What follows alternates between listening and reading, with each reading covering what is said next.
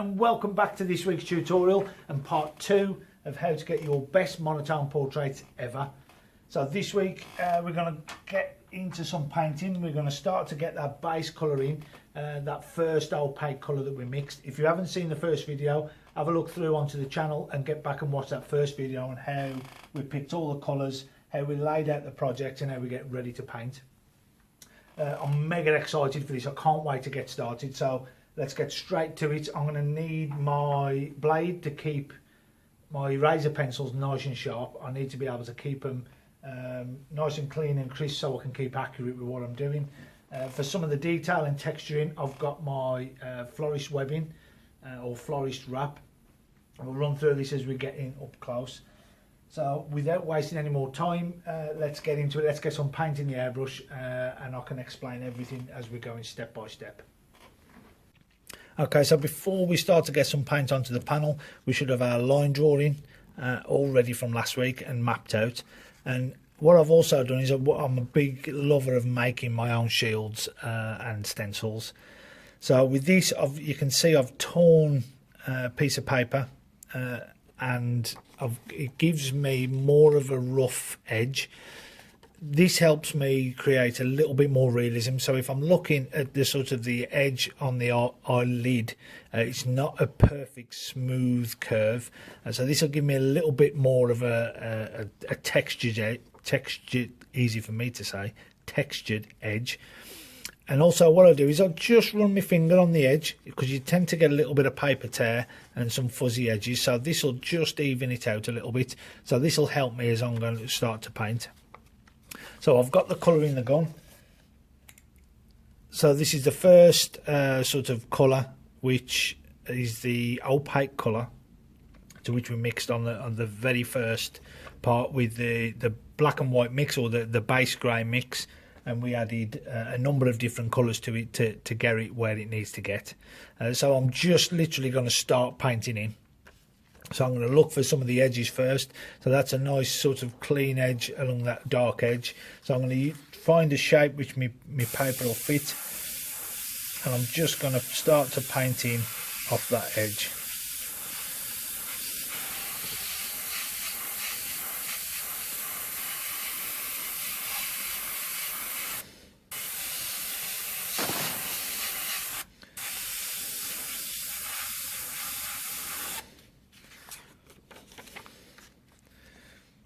So as mentioned last time, I don't really want to try and create the contrast really.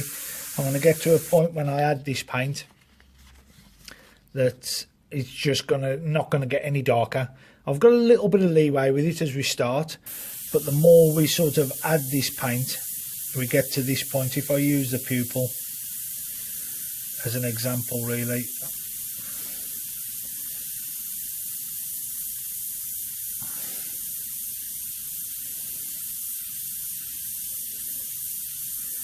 so at that point now, that pupil or that colour is not going to get any darker. I'm just having a look on the screen there. I'm going to go in a little bit closer for you so you can see the result of what I'm getting.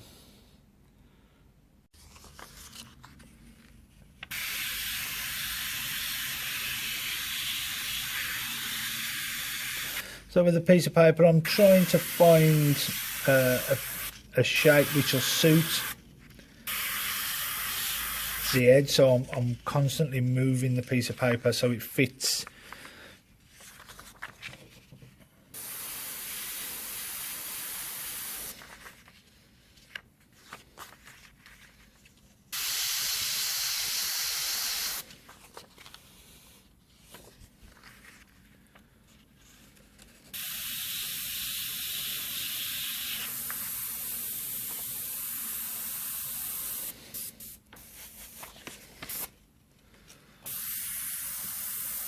Just going to flick in that corner because I can see on this edge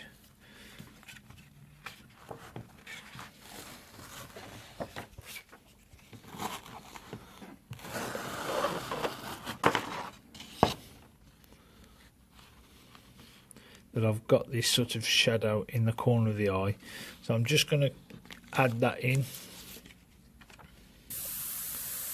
So at the minute all I've used is just the shield to help me add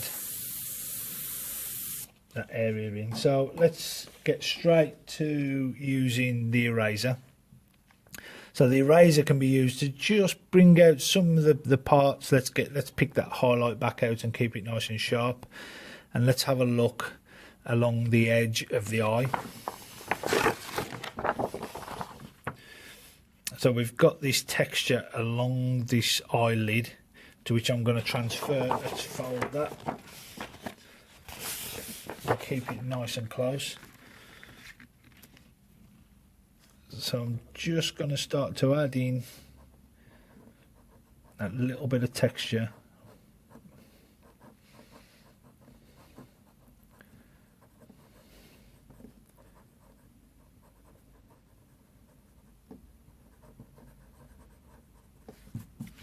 Along that edge. So if I could, what I like to do is to start early with some of the texture work. The more I add, now I don't want to think of it as a single layer. So I want to think of it as I've passed over that once. If I pass over that again until I reach full opacity or full coverage with it, as you can see, I've just lightly dusted over a little piece there, and it's pushed it back just a little bit, but it's still, I can still see the texture. So I can just add another couple of little pieces, and again using the shield, I can just start to drift that over. Now what I'm not going to get is a pure dark line, so I'm not going to get that sharp dark edge as it is along the top of that eye.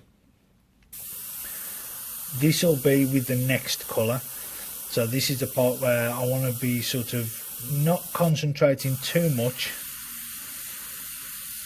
on trying to get the contrast as you normally would with a standard transparent colour. The more you add, the darker it'll get. But for this instance, we're just putting in the base layer and just building the portrait. So you can see again with that torn piece of paper, I've added that sort of just that shaping, but you can see on the original how dark it is. It doesn't matter, this is just still the base layer. And I'm also not forgetting that I've got a little bit of freehand work to do. I don't want to get lazy and rely on the stencil. So we can jump into some of the texturing. So you can see from here this florist wrap, florist webbing. It's quite transparent. So this will allow me to start adding some of this detail. And you can see from there, if I can just go in a little bit closer for you.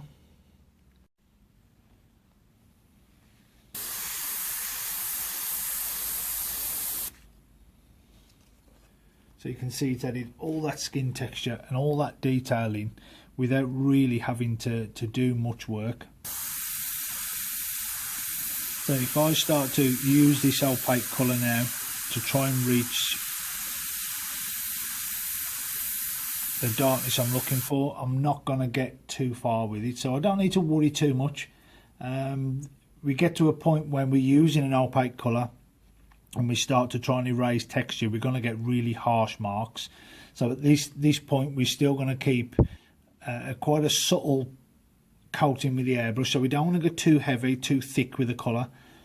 We still want to allow it to have a little bit of transparency until we get to full coverage, so I don't want to go too sort of heavy with it. But so you can just see I'm starting to dust that colour over.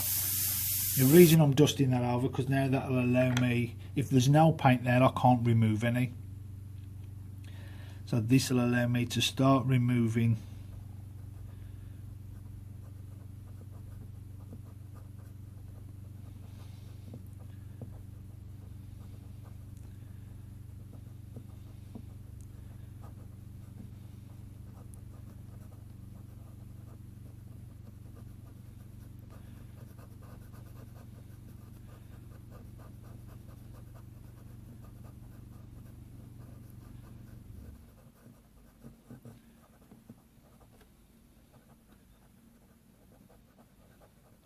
I'm sort of doing random little circles, figure of eights, going back on myself, just to help build some of this texture. So one of the reasons I like to use an opaque for this part of it is I can literally dust over it. If I'm using a transparent,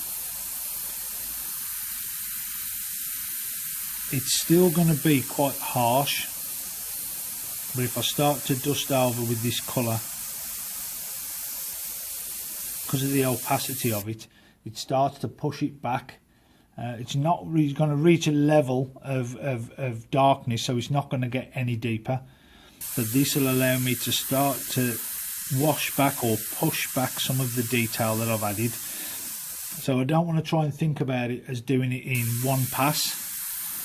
I should probably be adding multiple passes of it just to build it and get the texture that I'm looking for. So let's just come away from the pan a little bit. Let's refer it back to our reference so we can take a good look at it. Comparing it to our reference picture, you can see it's starting to sort of build that little bit of texture we've got up here.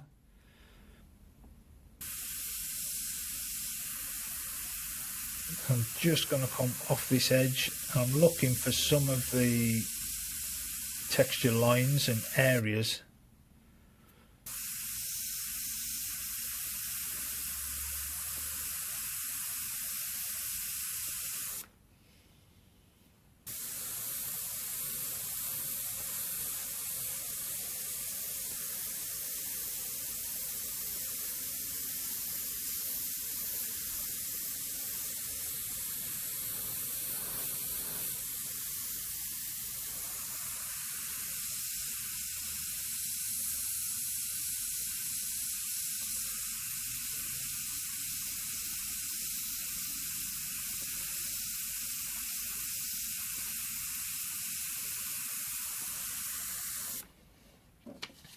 Okay, so I can see I've got a couple of little dotted lines. So where it's really subtle, you'll notice I was painting more onto the piece of paper there. So what I was letting the overspray pick up in the areas. So I'm just painting, you can see I'm painting just towards the edge and it's picking up, so it's giving me this subtle mark. This will help me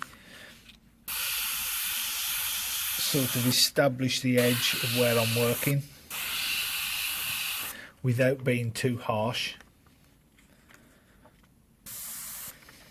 Once I'm happy, I can go back in and just approach closer to that edge and just make it a little bit darker. So if I keep the other side of what I tore out of that paper, I can place that other side in, and just by leaving a little gap, so instead of completely overlapping, I'm going to just leave a little gap and do the same, and this will give me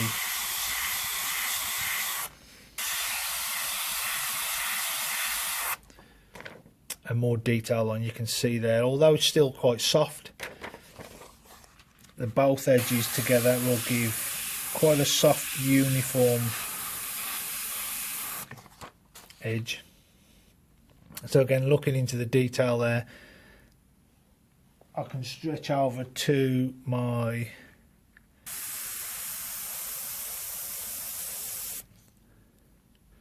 little bit of material and start to add in some of these works. So some of it doesn't really need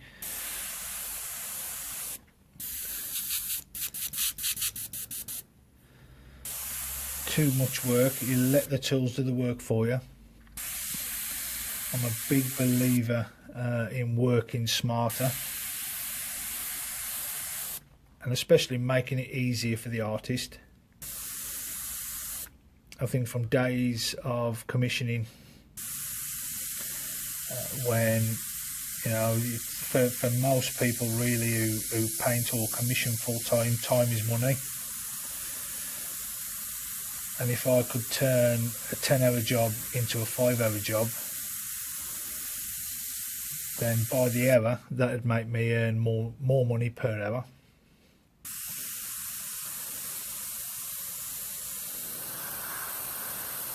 So what I'm doing now still, you can see I'm just establishing the areas, making sure I've got paint where it needs to be.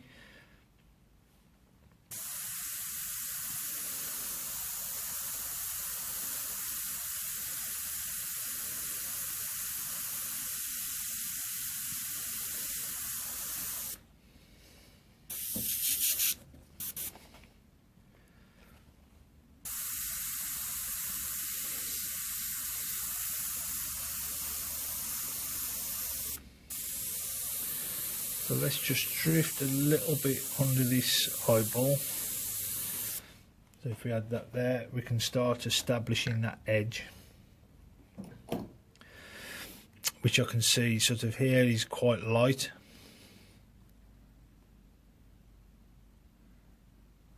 I can just see my little dotted line.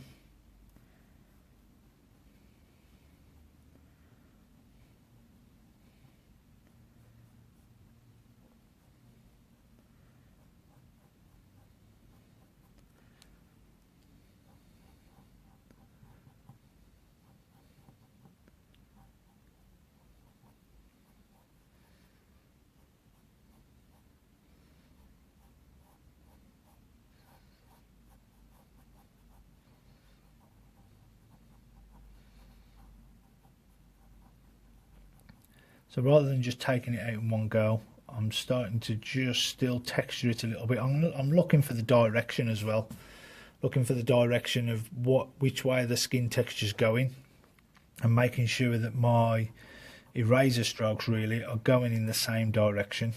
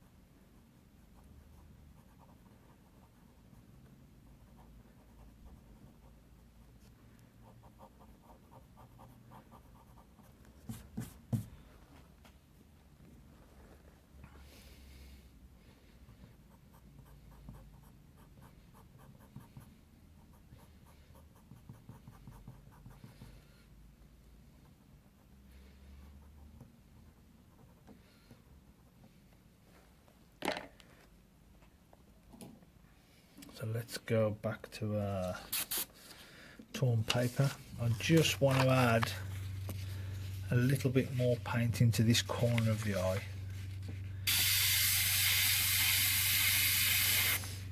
Just to give it that little bit.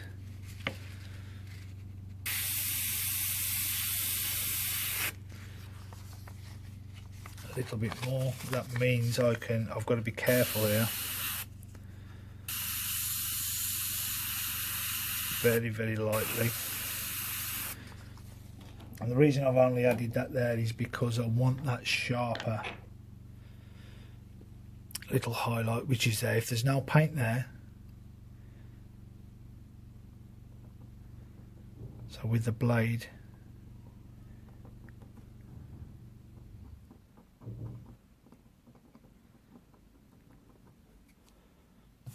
start to add in that little bit of detail.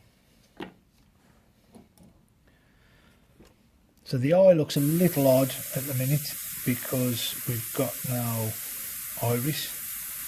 So let's add that little piece in.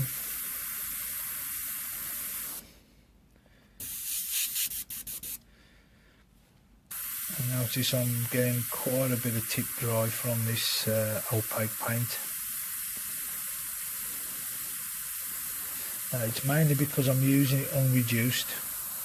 I've got this sort of habit of using the paint as it is out the bottle, and with most water-based paints they're pretty sort of heavy and they're quite thick. I just like to work with it that way, hence it gives me a little bit of tip dry.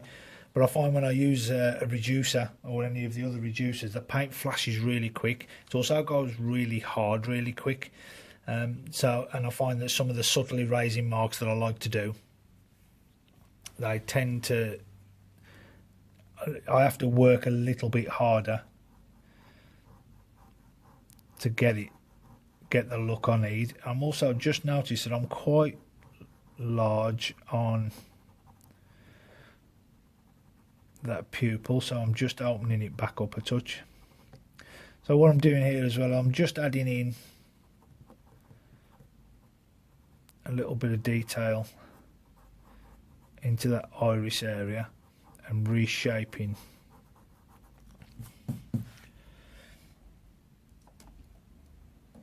that pupil.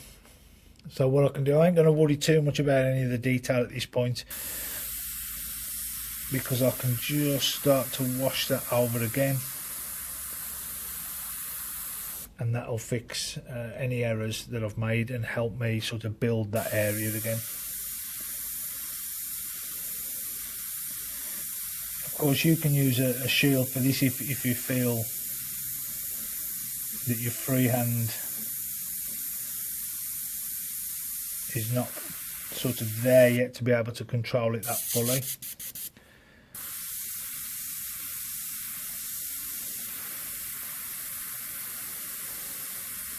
I'm also looking at the top of the eye there, it's quite dark, so I want to make sure I get a fair amount of colour in there.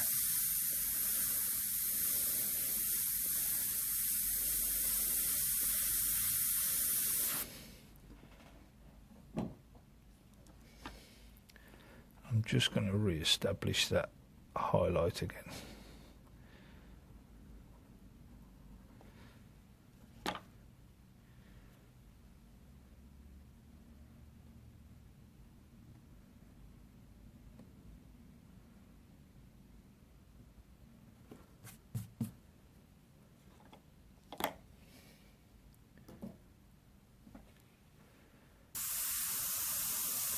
Okay, so now I've got some of that detail. Let's have another quick look under this eye. You can see the direction.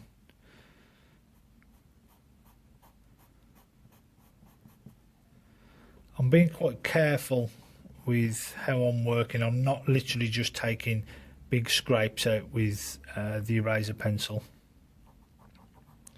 I'm paying attention a lot to the direction. Sometimes if I send my eyes out of focus slightly and look at that area, what I start to see are dark areas and light areas without the texture. So this will help me make sure that when I paint them, I've got paint where it should be, and I can erase and highlight to keep it consistent with the reference. So now I can afford to darken some of these areas.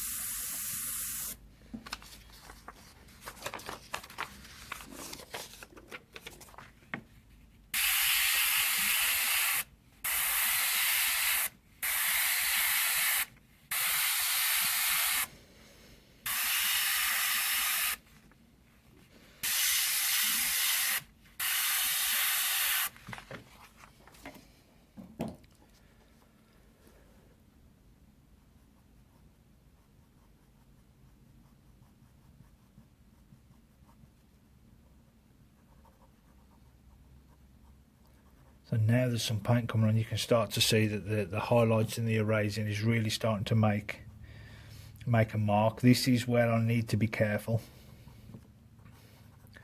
So I'm only subtly starting to build. I'm not really pressing too hard at all with the eraser. I'm just letting it scrape off the surface. And we're starting to get that look. We're starting to build texture really early. I still want to add a little bit more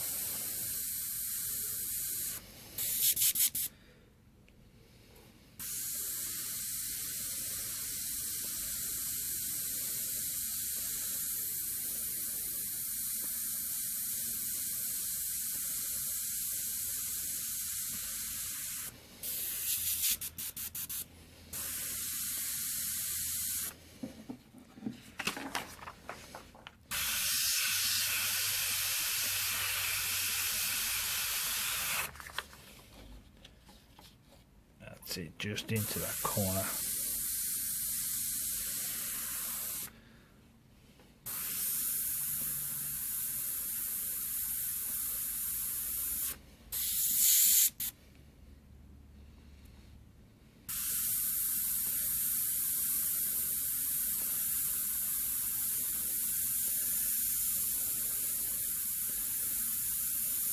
So I'm just adding little tiny dots just into that eye, just to give it a little bit more texture. So if you notice how light I'm working really, really light.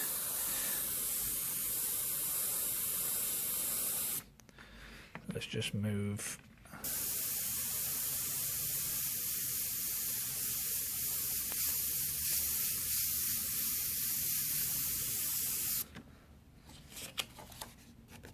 So again, I'm going to start to look at some of these creases and cracks in the side there where he's got a little bit of some great skin texture in there. I'm going to just use this piece of paper again just to help me add a little bit. But you can see I can overlap them.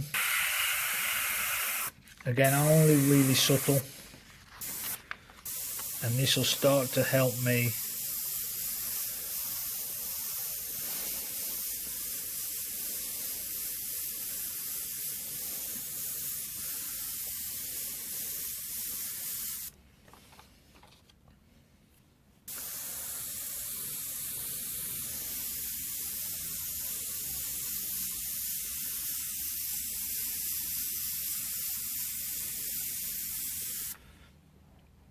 so let's come down onto this sort of part of the cheekbone. So let's move the camera just a touch for you. So remembering that I'm not really creating a finished painting at this point. So all these darks here, all these really sort of deep darks are going to be done with our second colour. So that second colour we mixed on the last video. All those darks and contrasting is going to be done with that colour. So it doesn't mean I need to just keep adding with this colour to get this as dark as it looks. To be honest, we're going to work the whole, more or less the whole painting with this colour to start with, which will give us a really good look. And often I wonder whether I need to continue working with it, or do I need to add any more, because they do look good as they are. But they also work well for sort of background portraits. So if you're putting in quite a large mural, and there's a multiple of them, and one is let's say a focal point, this would be a great way to build a background portrait. So you see a lot of them on trucks and larger mural type things. So you see all those sort of portraits that come together. This would be a great way to work it.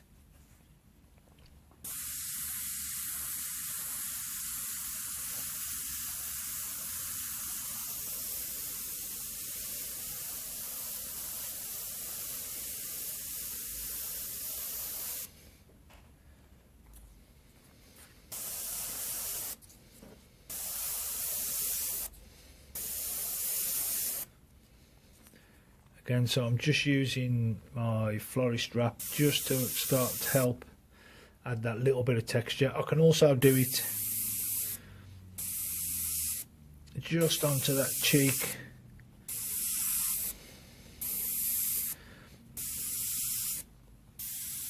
Just to help build that in. What I've got to be careful of is, if I just use this piece of paper, is the distance I'm working at when using it. If I'm too close and I start to add it in, what I'm going to end up with, and sort of exaggerate it a little bit, is this type of look. What I want to, if I just move back a little bit and keep it nice and light as I work around, I'll get more of a softer, subtle build. So I've got to be careful with the layering, the distance I'm working at. I don't want to hammer it on too heavy.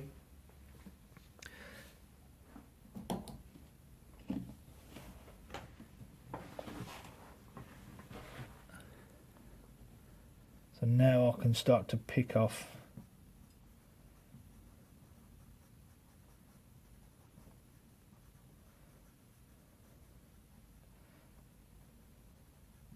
looking at the direction of them, sort of coming away from there. So I'm going to make sure my erasing marks are the same.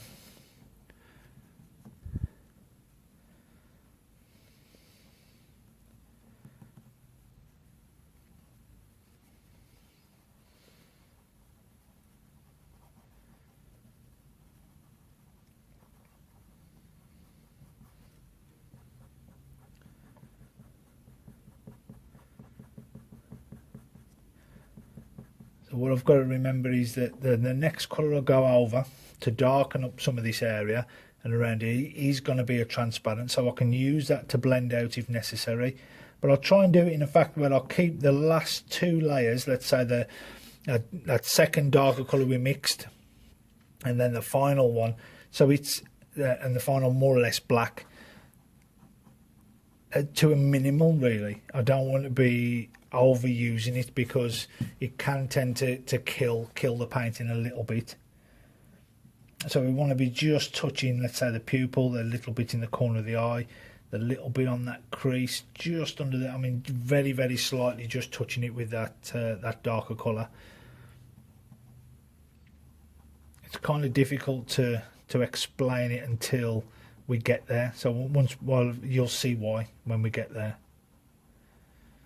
So again, just remembering, try not to over contrast and keep adding and adding paint, because it's going to reach a certain point and then it's going to be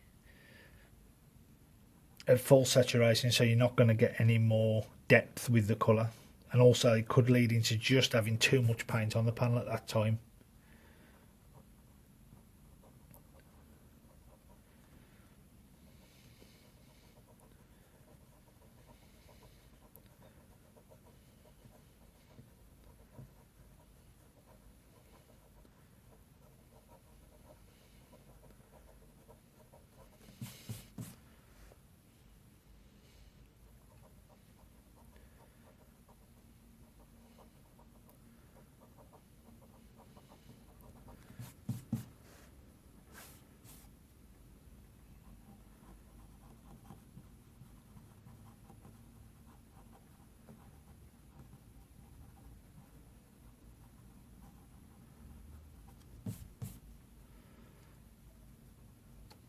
Okay, so I need to move over now because I just want to start to add in this little bit onto the nose before we move over onto the left eye. So just to give me a good reference mark, I've got this really dark area underneath the nose to work. So on the reference we can see it's really, really dark under that edge. So I'm just going to paint that in. This will give me a good marker.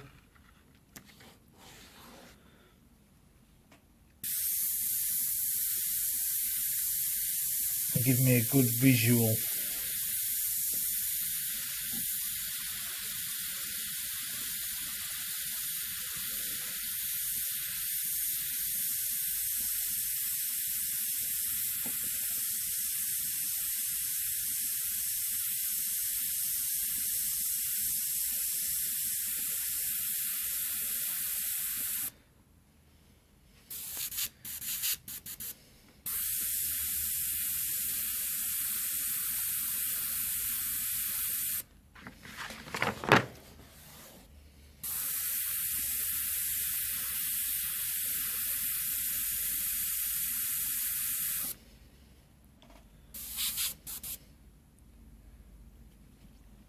Okay, so again, finding our shape. Let's have a look, see if we've got a shape which will pick up on what we got. So let's have a look at, it's quite an even edge. So what I normally look for when I'm painting a nose is, if I look at this side, you can see that the nostril clearly is lighter this side than that little bit on the cheek.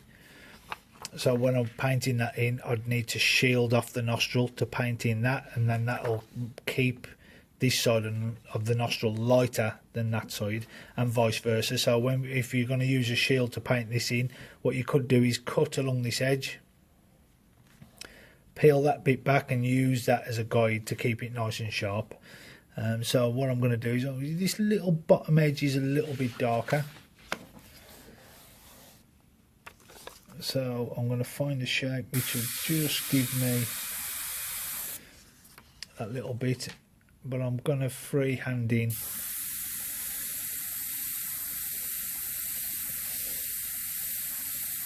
this shadow up to this point, because it's quite a soft, subtle edge. So I'm also remembering that I can freehand if I need to. And just because I've mentioned I use the paint unreduced, which you can see the trouble I'm having with the flow, doesn't mean that you have to. So you can get, for some of this, if you want to add a couple of drops of reducer or thinner to your paint, just to help you with the flow, then do so. It's not going to affect the painting too much. It's just my personal preference, really.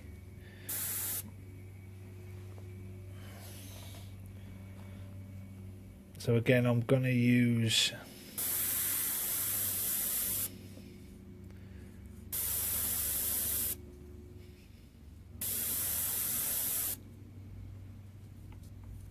a little magic piece of material. Let's start to bring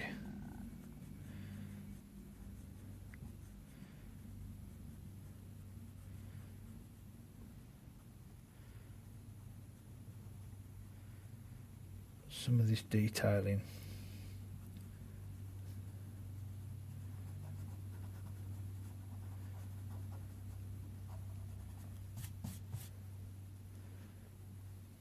So we've got a couple of little faint sort of lines which are going to come up on this side. So again, I can reach for, let's fold that up touch so we can keep it close.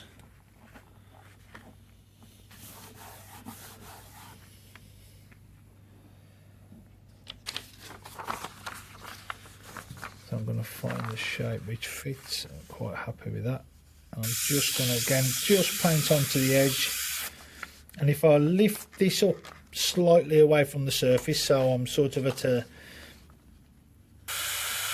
25, 30 degree from the surface, and just paint up to that edge, I'm going to get a little bit of bounce, so you can see where I was painting, but it's made the mark that I was looking for.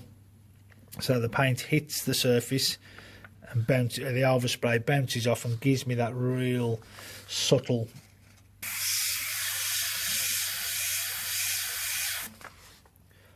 mark I'm looking for. Oh yes.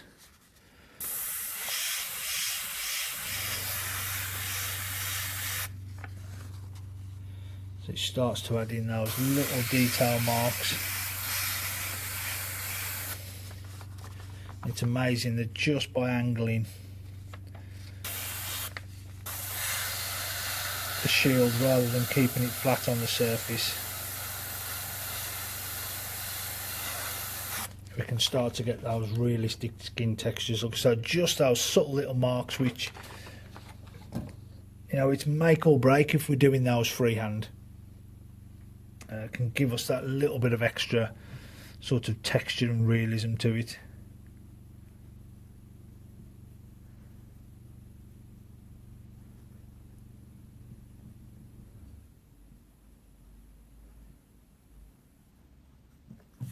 And also it's starting to look good, so I'm getting really pumped about the way it's going to look, and hopefully it's coming over on film for you to do the same.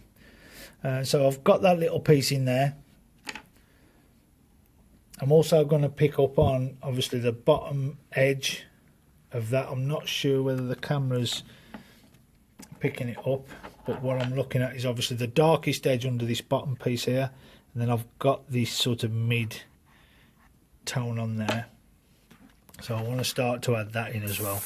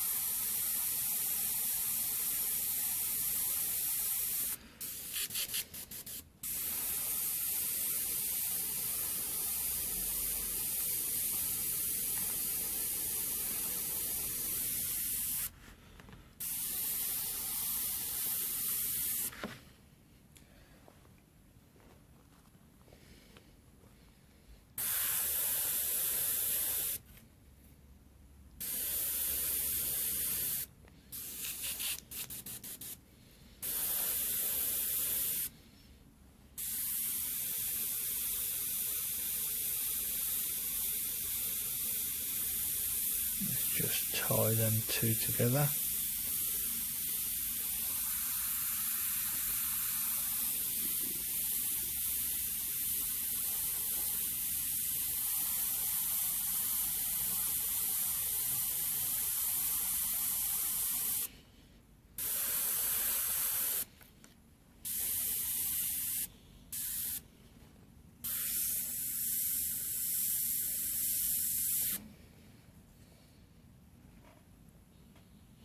Okay, so let's move over onto this left eye, and it should start to come together and give us a good visual reference and a guide to give us a little bit more motivation and to the technique's working, and the end result is going to be there.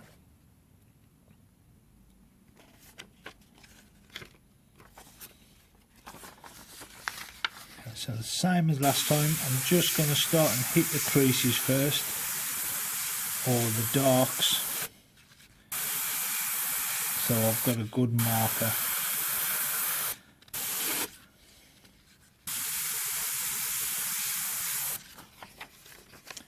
And one of the big things that's a massive help to me while I'm working is obviously my line drawing. So the line drawing's making me so I don't have to keep checking back too much to the reference picture, or making sure it's accurate. As long as the line drawing's accurate, I should be able to keep the painting fairly in check.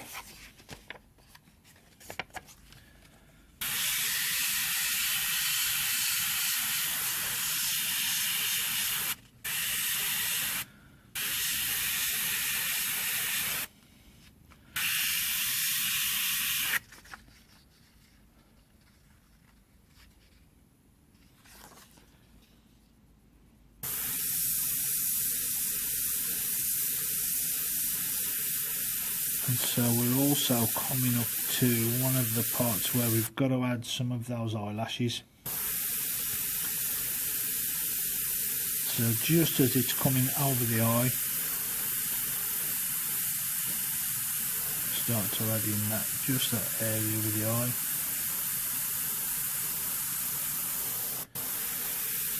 I've got this really dark area here which I need to add that in there.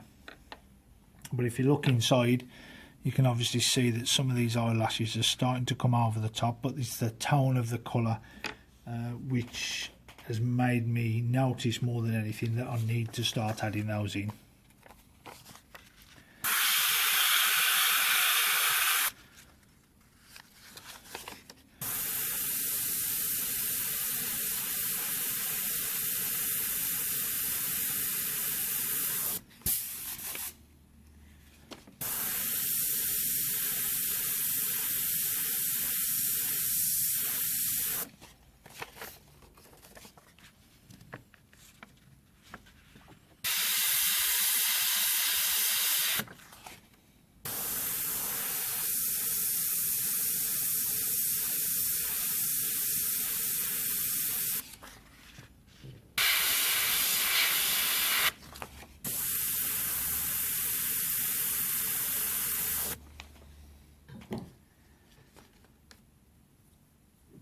Okay, so either with the blade or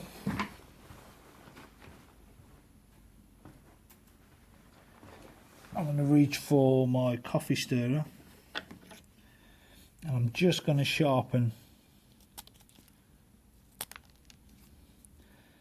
and so I'll get a nice sort of point.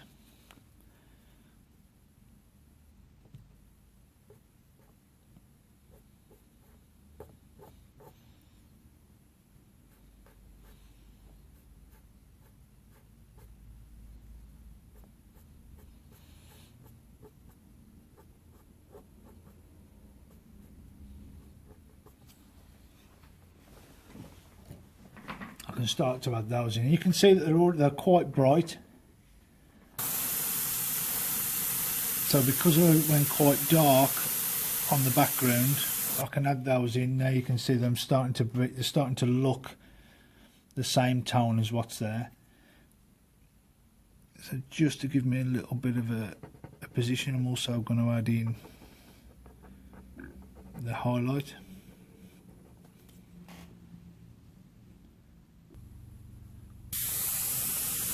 And to help me establish the eye, I'm just going to drift a very, very light pass of colour underneath. You can just see it's really subtle, but I can still see my little dotted line around that area. So when I pick up on these lighter areas here, I can start to create them now with the eraser.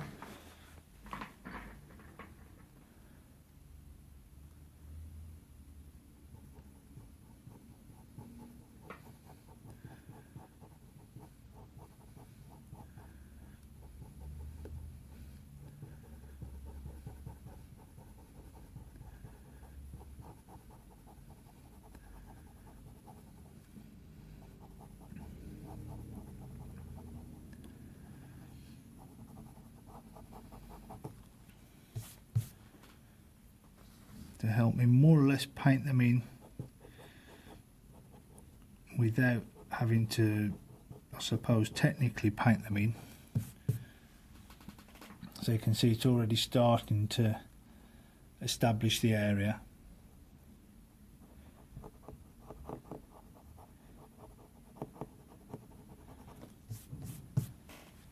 I need a little more paint.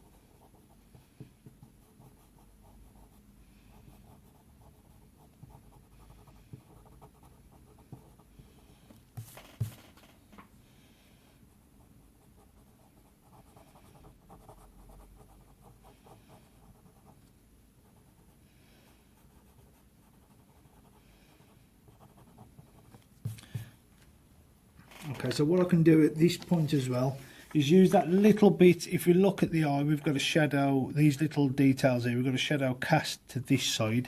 So I can use that little bit of bounce which I mentioned earlier.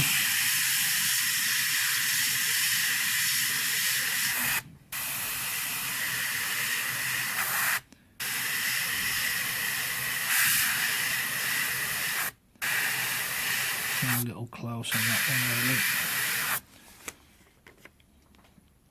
But it leaves the highlight we've just erased and casts the shadow over onto that side, so that'll help us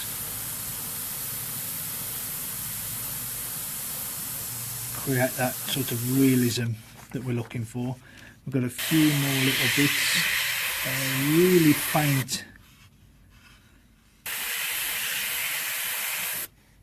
So you can see I was just painting onto that edge there, and it's giving me these really subtle skin textures that I'm looking for.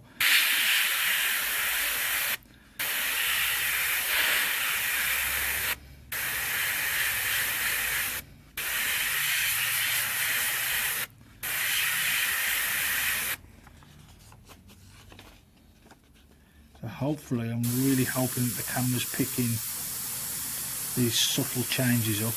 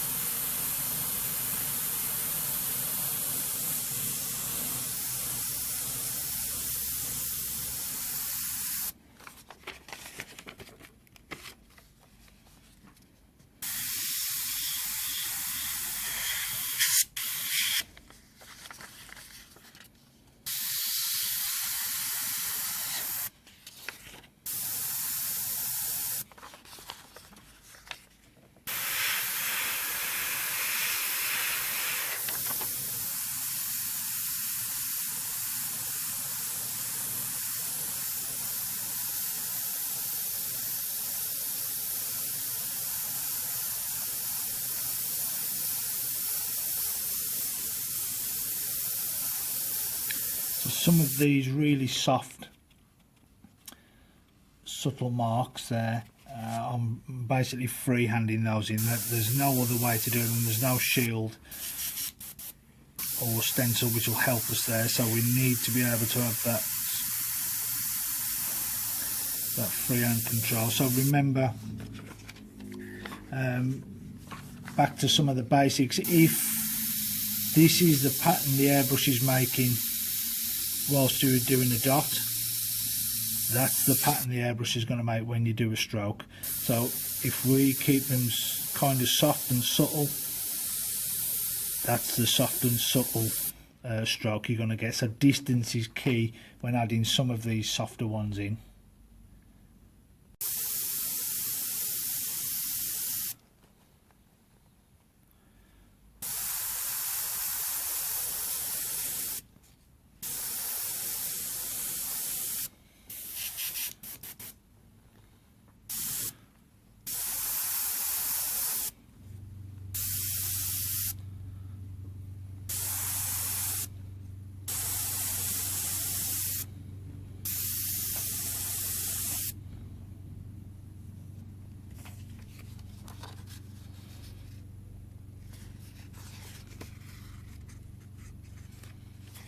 We've definitely got it right through up this side.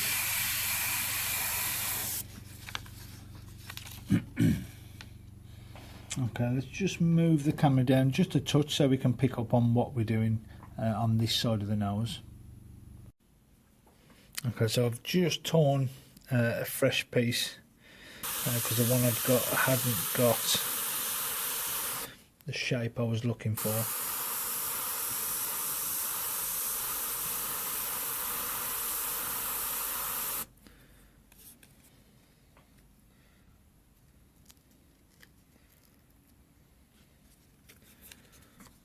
So we've definitely got, from this edge is a lot darker than just that top lip, so I need to make sure that I've got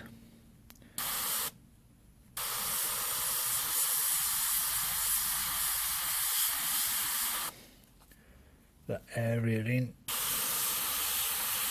This is the beauty of opaque colours sometimes, because I wasn't really overly happy with that first position.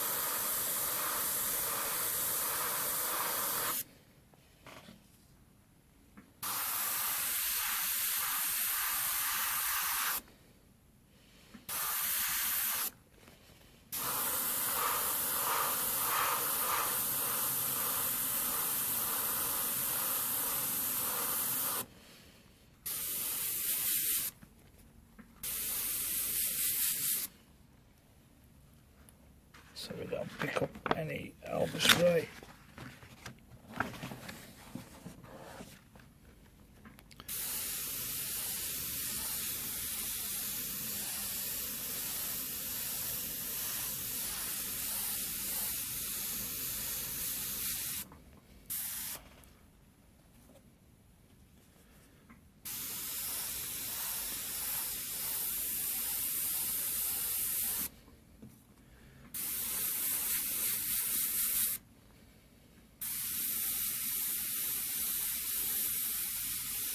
Can't believe sometimes the texture that this stuff makes. It's unreal. It saves me so much time.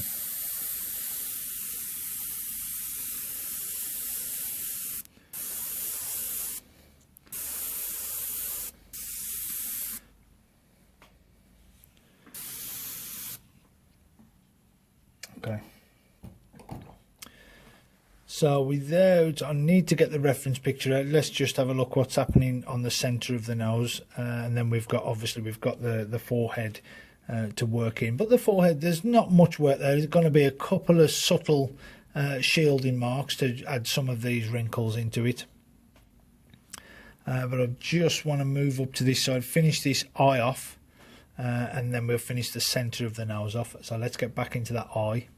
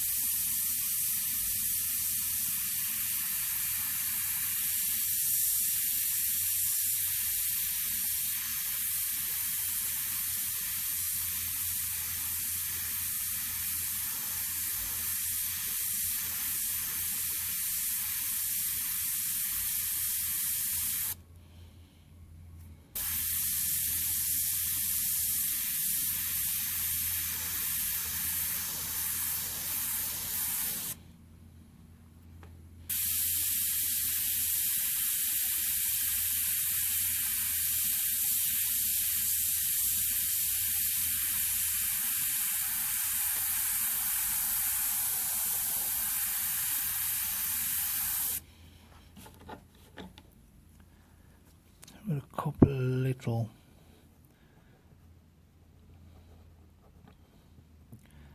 texture marks around that area.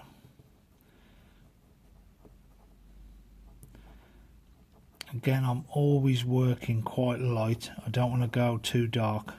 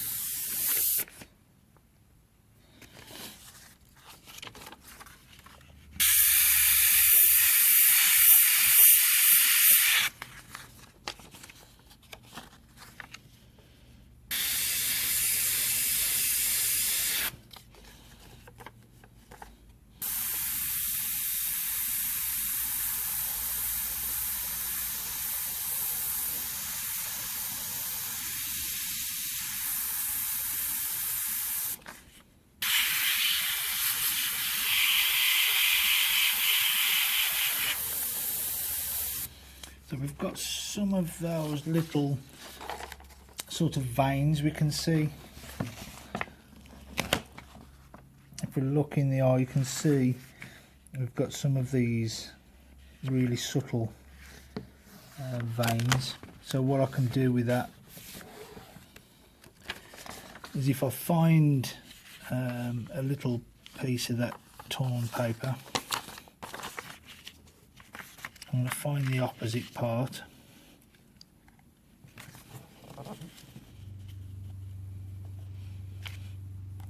and I just want to butt them up slightly. I'm just going to work really light. You can see that that's just given me that really subtle vein mark, so I'm going to add another little one up here. I just want to let the overspray go through as light as I can, just to add some of those little marks in. Problem is, when we go in freehand to try and do some of these, if your freehand control's not there, you tend to end up with a couple of little sort of worms sitting on the panel, which tend to stick out like a sore thumb.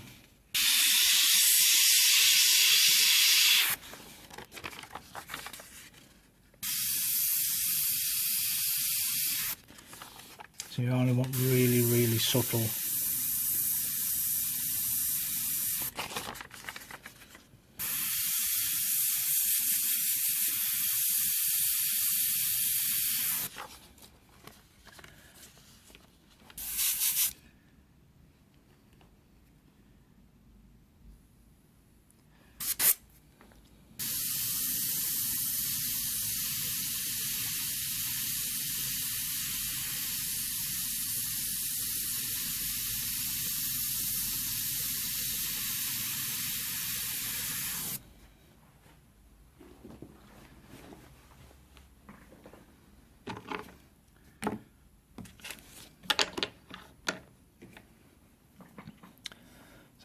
pick out my highlight again.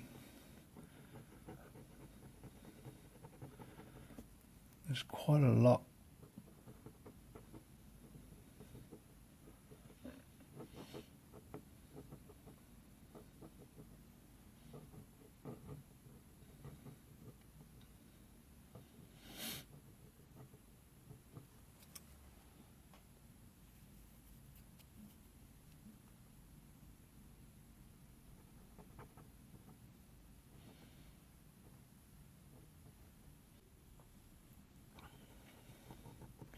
I don't think I need to adjust the pupil this side, so I'm more than happy just to add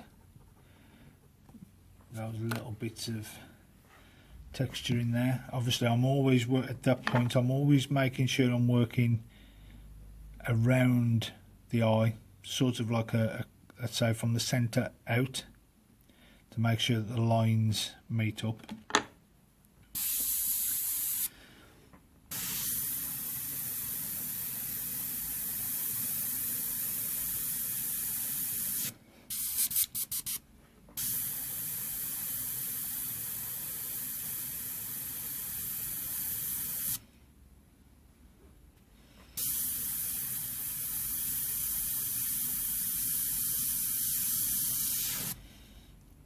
Add those little tiny details in.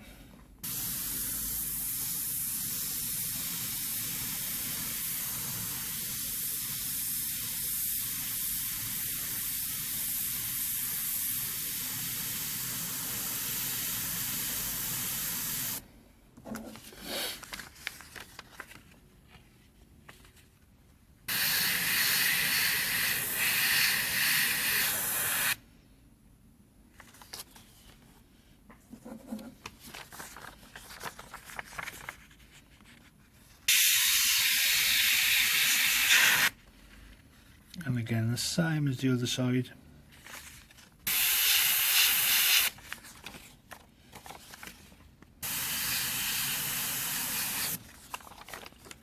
Just want to start to add in some of those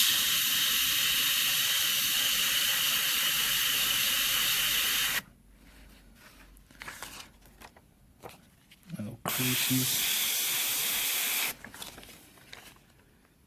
And also, while the paint's still quite light there, I can start to pick up the top edge of where the light would be hitting.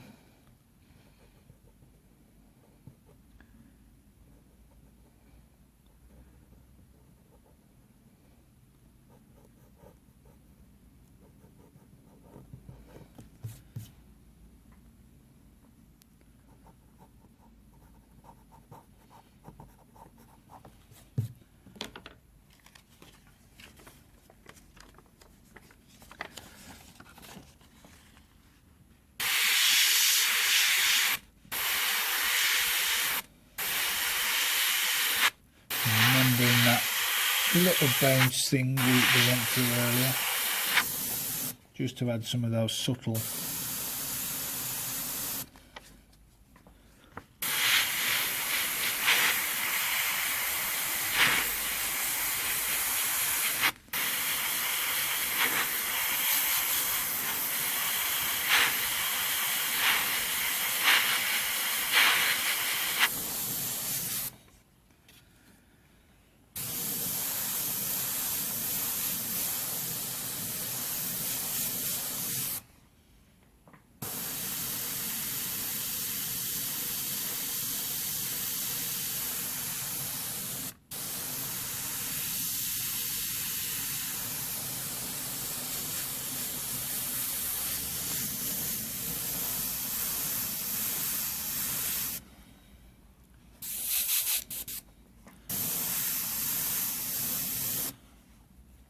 Okay, so before we go into that forehead, let's get onto that nose and make sure the nose is finished off and we can finish this part of the painting.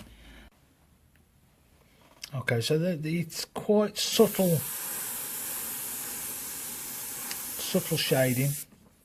I'm just going to use texture again just to add a little bit over those areas. We've got some skin texture, so some down the center really. So we're going to create that with the eraser. So I want to look at the skin texture that's there and just start to add these little highlights. So if I was too heavy with the paint here, I'm going to get quite heavy marks, hence why I only used it quite light.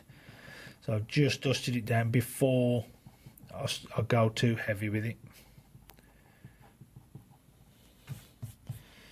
So let's see if we can get in a little bit closer with it, just so you can see what the effect it's having. It's only very, very subtle at this point.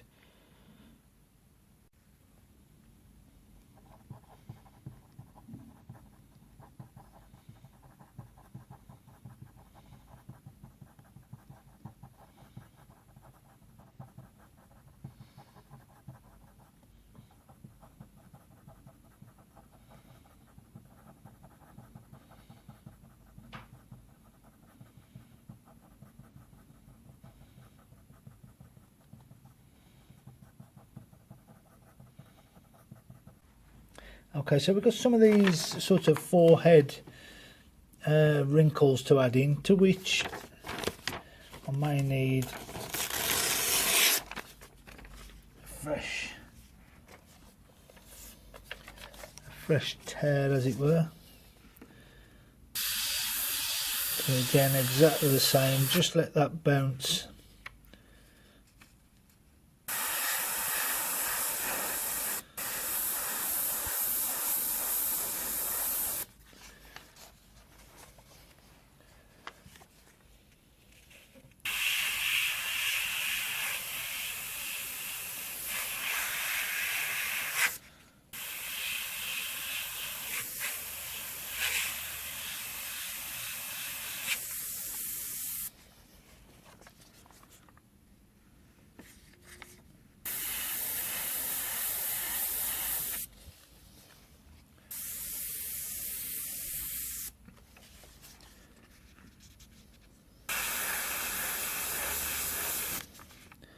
You probably noticed that I was curving the piece of paper there. So what I was doing was, let's have a look where it's not going to hurt. If I'm using this piece sort of there and I keep it straight, I'm going to get a fairly straight line.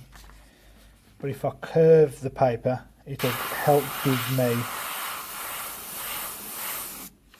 you can just see that more curved edge.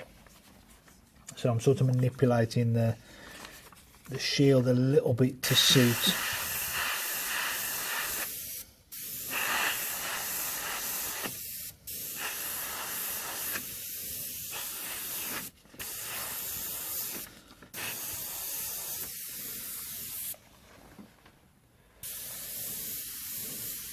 Okay, so one of the reasons why I've added these first is there's part of it there, that one there I really don't like. I'm not happy with that at all. I mean, because I've got no other shading around it, I'm just going to start to erase that out, but I'm not just going to rub it out completely. The best way I can explain it is I'm texturing it out.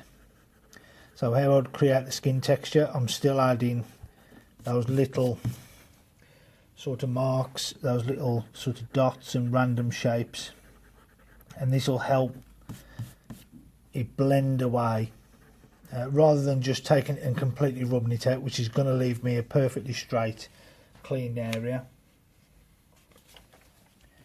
So now I've got those in,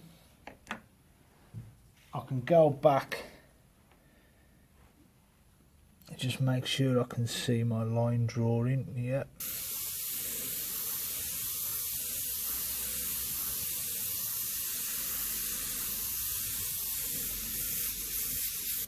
And I can start to add some of this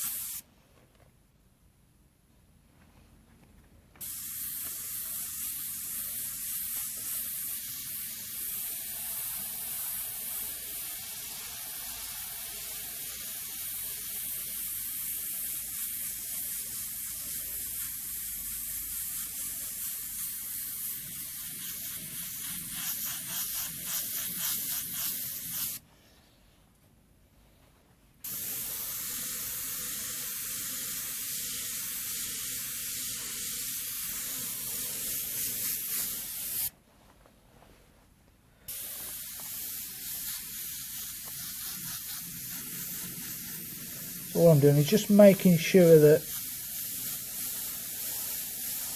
I've got the paint, the darks, as dark as they need to be in the areas that they need to be. So I'm starting to pick up on some of these little bits here. I'm checking against the reference.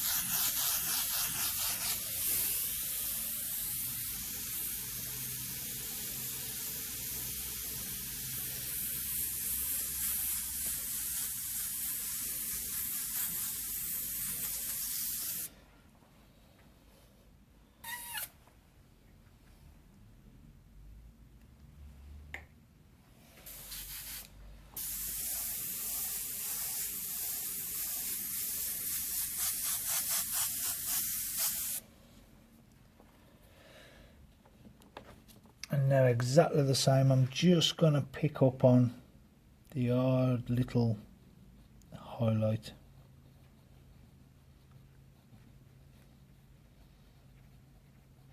Little sort of circles, little figure of eights. I'm only very, very lightly just dragging the eraser over the surface. I don't want to create too much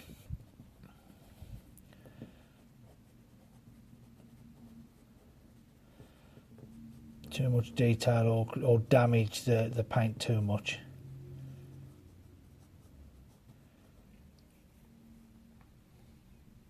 Okay, so comparing it to our reference, I'm really pleased with the colour I matched.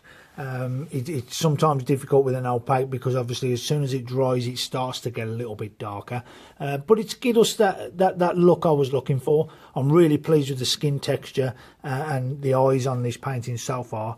I hope that the up close details with adding some of these little veins and things into the eyes have been informative, and I hope it's giving you a little bit of motivation and inspiration so you can paint your best monotone portraits ever. So next week what we'll be looking at is adding in some of these eyebrows, because people always look odd without eyebrows, and we'll start working in some of this beard and some of the hair. And remember, we've added no contrast colour to this whatsoever yet, so once we start to add all these little subtle darks into it, this painting is really going to pop, and what we want is that realistic, almost photo looking painting. So thank you so much for watching. All your comments and support and subscribers over the last couple of months have been absolutely amazing. But if this is the first video you've seen from us, please click subscribe. We've got loads more videos to come, and hopefully we can help you with your airbrushing over the next weeks, months and years ahead. So we'll see you next week.